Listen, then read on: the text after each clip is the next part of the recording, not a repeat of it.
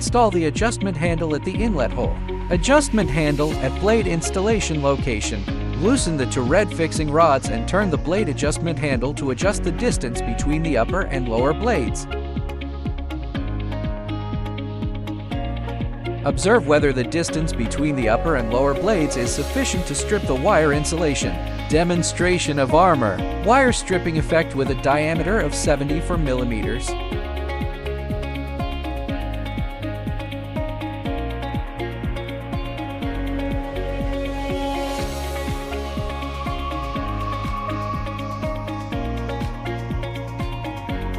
Demonstration of the stripping effect of pure copper wire with a diameter of 29 millimeters.